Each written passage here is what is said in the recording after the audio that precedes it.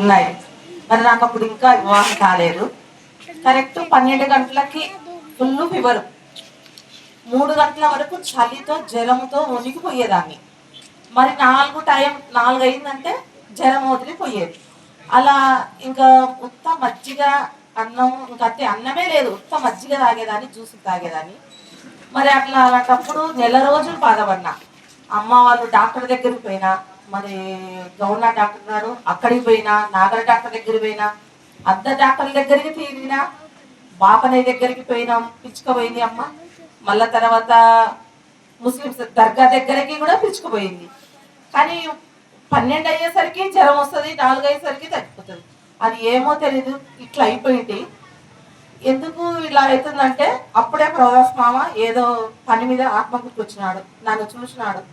ఇట్లా అవుతుందిరా ప్రభుదాసు మరి పాపకి అని అన్నప్పుడు, అక్క నా దగ్గరికి పంపి నేను బాగు చేసి పంపిస్తాను అని నారాయణపురం నన్ను తీసుకుపోయి నెల రోజులు పెట్టుకొని తల మీద బైబుల్ పెట్టి మరి ప్రార్థన చేసినప్పుడు నాకు ఈ పాపకి ఏదో గాలి శాస్త్రాలు ఉన్నాయి అని బైబుల్ తలని మీద పెట్టి, ప్రభువా మరి యేసు నామంలో ఈ ఈ బిడ్డలో ఉన్న సాతాను తొలగిపోవాలి, అంతే, నువ్వు స్వస్థ పొంది సాక్ష్యం చెప్తావు, నీకు మంచి భవిష్యత్తు ఉండదు, నువ్వు మారు, నీ భవిష్యత్తు ఎట్లుంటుందో చూడు, నువ్వు దేవుణ్ణి నమ్ముకుంటే నువ్వు ఎంత వాడబడతావు అని మరి సాక్ష్యం చెప్పి, నిజంగా ఆయనకు వచ్చే కొద్ది జీతం నేనే ఆశ్చర్యపోయేదాన్ని.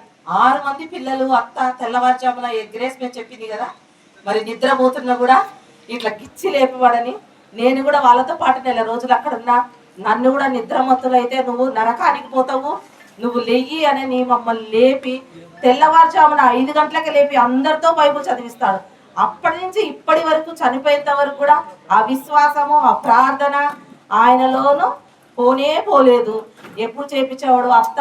నిజంగా ఇంత జీతంలో అసలు ఇంత లోటు లేకుండా కూడా తెల్లవారేసరికి 8 గంటలకల్లా మా అత్త ఎంతో ప్రేమ గలది. ఎప్పుడు కూడా మేము ఎప్పుడు ఒక మాట కూడా అనుకోలేదు, మామ అంత ప్రేమ గల చూపించేవాడు.